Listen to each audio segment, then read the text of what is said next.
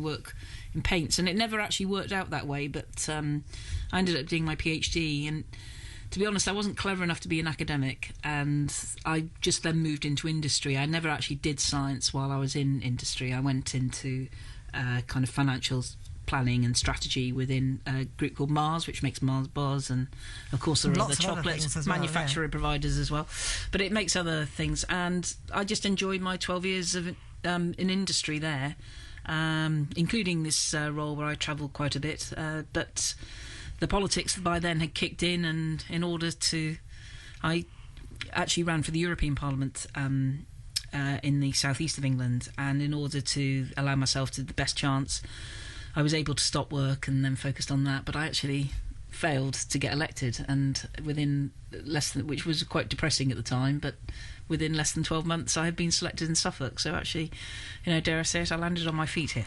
It always works out for the best, as my mum would say, as well. Indeed, but being finance director, in my last role in Mars was finance director of one of their subsidiaries in the UK, and we had 2 factories.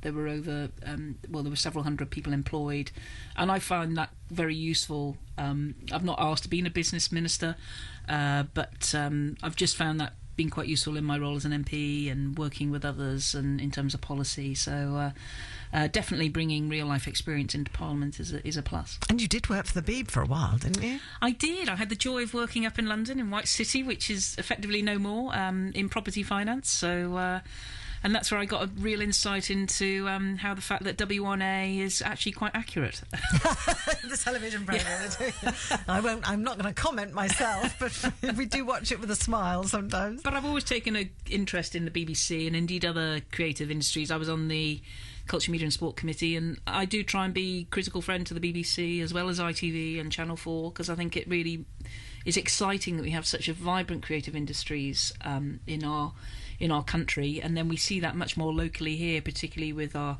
Dance East, and you know, things like Red Rose Chain are fantastic, Albury Music, and I've long believed, and this was true when I grew up in Liverpool, and it's true when I worked in Basingstoke, actually having a vibrant culture and local government and local companies investing in that really helps a town, it really helps a city, really helps an area, because it is part of what makes it special to be alive. And it's one of the reasons I think that the growing prosperity of Ipswich really has to go hand in hand with its cultural partnership as well. And we all know that Norwich and Cambridge have great theatres and all sorts of different things going on. Actually, there's a lot happening in this town. I would like to see us do even more and make the region even more vibrant, and down at Felixstowe make the Spa Pavilion a great success. Because I say, having that kind of arts, having that kind of drama, that music, that creative hub, I think is what really makes a town very special. And do you see local radio as part of that as well? Oh, absolutely, and it's one of the reasons in the last Parliament I fought so hard to keep particularly daytime local radio pretty much as it is now, and I think that helps contribute to the feeling of a community. But also, you know, the many listeners that tune in to this show, but also in the morning, getting that local news, but also that sense of community. And I do think Suffolk does this very well. I would say that, wouldn't I? I'm here. But where I used to live up in Liverpool, they had a Radio City, and Radio Merseyside was the BBC station. Again, they were very important to the city as a way of kind of getting not only news across, but that sense of sharing of an area. And I think that's BBC Suffolk does that particularly well. When I lived in Hampshire, I didn't particularly notice we didn't have a dedicated radio station, and as a consequence, I actually think the county suffered as a consequence of that.